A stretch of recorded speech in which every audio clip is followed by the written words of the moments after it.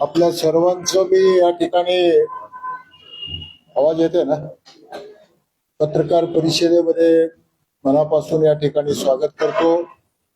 आपण अल्पशा सूचनेवरून आपण उपस्थित राहिलात त्याबद्दल मी सर्वांना मनापासून धन्यवाद देतो. की आज महाराष्ट्रामध्ये एक अतिशय मोठा निर्णय आपल्या राज्याचे मुख्यमंत्री आदरणीय देवेंद्रजी फडणवीस साहेब यांच्या नेतृत्वाखाली महायुतीच्या सरकारने पुण्यश्लोक अहिल्यादेवी होळकर शेतकरी कर्जमुक्त योजना त्यांनी या ठिकाणी जाहीर केलेली आहे.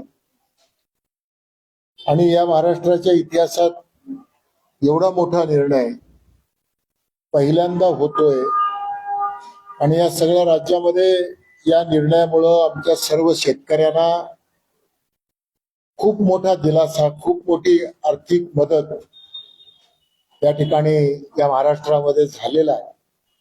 आणि त्याच्यामध्ये मोठ्या प्रमाणामध्ये 55 ते जवळजवळ 56 लाख शेतकऱ्यांना हे लाभ या ठिकाणी मिळणार आहे.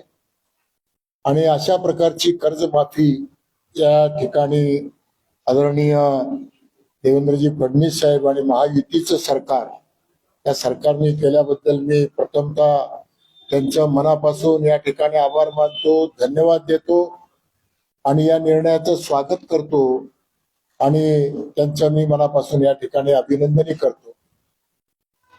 आपल्याला ही योजना माहिती आहे की ही योजना फार मोठी योजना आहे आणि या योजनेमुळं बऱ्याचशा गोष्टी आहेत की त्याच्यामध्ये आर्थिक दिलासा मिळणार आहे, आर्थिक बळ मिळणार आहे. आणि पूर्वीच्या ज्या अटी होत्या तेही जवळपास सगळ्या अटी शिथिल केलेल्या आहेत. त्याच्यामुळं याचा लाभ अतिशय चांगल्या पद्धतीने या ठिकाणी होणार आहे. आणि म्हणून या निर्णयाचं मी भारतीय जनता पक्षाचा अध्यक्ष ग्रामीण लातूर या नात्यानं स्वागत करतो. महायुतीचं सरकाराचं मनापासून अभिनंदन करतो. राज्याचे मुख्यमंत्री आदरणीय देवेंद्र भाऊ फडणवीस साहेबांचं मनापासून अभिनंदन करतो आणि आपल्या सर्वांना धन्यवाद देतो. आपल्याला काय थोडस या बाबतीत काय विचारायचं बोलू? लातूर जिल्ह्यामध्ये जवळजवळ मला वाटतं याच्यामध्ये बऱ्यापैकी त्या ठिकाणी लातूर जिल्ह्याला त्याचा लाभ मिळणार आहे. आणि संपूर्ण राज्यामध्ये 55 ते 56 लाख शेतकऱ्यांना या ठिकाणी त्याचा लाभ मिळणार आहे.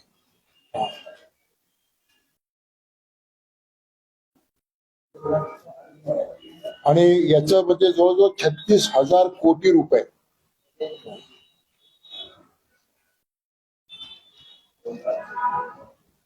आणि 2 लाखापर्यंतच्या अल्पमुदतीच्या कर्जाचं त्या ठिकाणी त्यांना लाभ मिळणार आहे.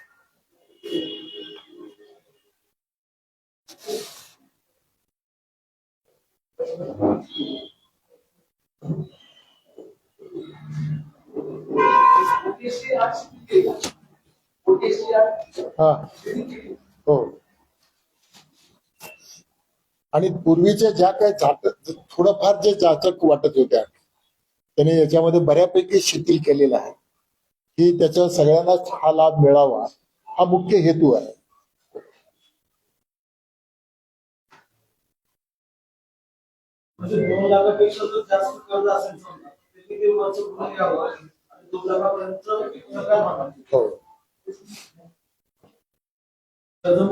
कर्जमुक्ती आणि राज्यातला हा सगळ्यात मोठा निर्णय. आज तक एवढं मोठा निर्णय राज्यामध्ये कधीच झालेला नव्हता. ही पहिली वेळ आहे की शेतकऱ्यांना एवढा मोठा दिलासा आज मिळतोय ही खूप आनंदाची बाब आहे. हो.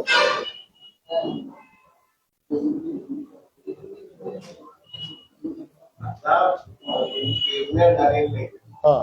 मराठवाड्यामध्ये सर्वात कमी पेरण्या हो. लातूर जिल्ह्यात झाल्या. हो. ही परिस्थिती आहे. हो. आणि एकूणच शेतकऱ्यांसमोर आता नवीन समस्या निर्माण होणार आहे. त्या 3-4 दिवस जरी पाऊस नाही पडला, हो. ज्यांनी मी धूळ पेरणी केली फळ्यासारखं त्याच्यावर दुबार पेरणीचं संकट निर्माण होणार आहे. बरोबर आहे. त्यामुळे सरकारला काही किंवा त्याच्याकडे बदल करायचं काय आहे? नाही, याच्यापूर्वी त्याचा आज थोडाच पैसा आहे. नाही, त्याच्यामध्ये एक आहे की आपल्याला माहिती आहे की याच्या पूर्वी सुद्धा हे ज्या परिस्थितीची ही निर्माण होणार आहे आणि सगळ्या वेधशाळेचा अंदाज घेऊन मुख्यमंत्री महोदयांनी यापूर्वी सांगितलं होतं की राज्यामध्ये एखाद्या वेळेला ही परिस्थिती निर्माण होऊ शकते. अशा प्रकारचं त्यांनी यापूर्वी जाहीर केलं होतं. आपल्याला आठवत असेल, आपल्याला माहिती आहे. आणि म्हणून आपण शेतकऱ्यांना त्यावेळेला विनंती केली होती की आपण पेरणीसाठी घाई करू नका. आणि म्हणून थोडस तरी सुद्धा शेतकरी एक आशावादी माणूस आहे. त्यांनाही वाटते की काहीतरी पाऊस पडेल, पावसाची परिस्थिती हे राहील, म्हणून काही लोकांनी पेरण्या केल्या, काही लोकांनी पेरणी केली नाही. परंतु माझ्या माहितीप्रमाणे समजा जर अशी काय परिस्थिती जर निर्माण झाली तर त्यासाठी म्हणून शासन त्याला थोडीशी मदत त्या ठिकाणी होणारच आहे.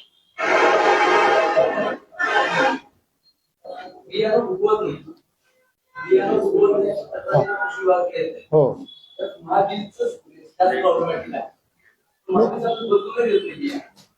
आता हो, आता बियाण्याच्या बाबतीमध्ये थोडंफार तक्रारी आहेत, म्हणजे महाबीजच्या असेल किंवा इतर कंपनीचे सुद्धा असेल. त्याच्यासाठी म्हणून जिथे जिथे अशा काही गोष्टी असतील त्याच्यामध्ये निश्चित सरकार लक्ष घालून ते म्हणजे बियाणे थोडंसं बदलून देणं किंवा काय करणं या बाबतीमध्ये जरूर निर्णय घेईल. नाही, 55 ते 56 लाख संपूर्ण राज्यातला आहे. आणि त्या राज्यामध्ये आता लातूर जिल्ह्याचे नेमकं किती लोकांना याचा लाभ मिळणार आहे मी तुम्हाला सविस्तर परत त्या ठिकाणी एखादी दुसरी प्रेस नोट काढलेली आपल्याला माहिती देतो.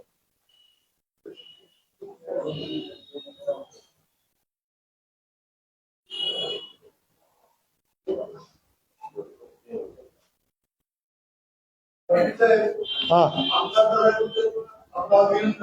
हा.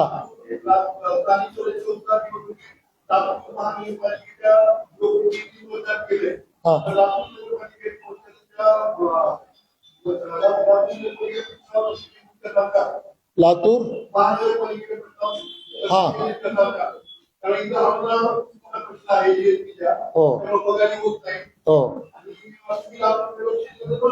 नाही, आता म्हणजे एक तरी स्थानिक स्वराज्य संस्थेमधून मी लोकप्रतिनिधी म्हणून माझी निवड केल्यामुळं मी या सगळ्या गोष्टीसाठी निश्चितपणानं शासनाकडे त्याचा पाठपुरावा करतो. म्हणजे जिथं जिथं ज्या काही अडचणी असतील, समजा जिथं काही म्हणजे विकासाची कामं असतील किंवा कुठल्या बजेटमुळं किंवा इतर काही गोष्टीमुळे जर अडचणी निर्माण होत असतील तर त्याच्यामध्ये जरूर लक्ष घालू. आणि आपण जे म्हणता ना लातूर महानगरपालिका, तर त्या बाबतीत सुद्धा आपण जरूर विचार करू. नागपूर महानगरपालिकेला वाढीव जीएसटी अनुदान मिळत आहे. हो. आणि गेले अनेक वर्ष मिळते. हो. तो निकष लातूरला लावतो. नाही, आपण बघू ना त्याच्यामध्ये म्हणजे असं काही एका महानगरपालिकेला एखादा नियम दुसऱ्या महानगरपालिकेला असं काय होऊ शकत नाही. पण आपण त्याच्यामध्ये असं जर काय तफावत असेल तर आपण जरूर बघूया. हा. हा. होत नाही. हो. तर त्याचं काय कारण आहे ते थोडस मी बघतो. ठीक आहे, आपण हो नाही आपण जरूर लक्ष घालू, जरूर लक्ष घालू.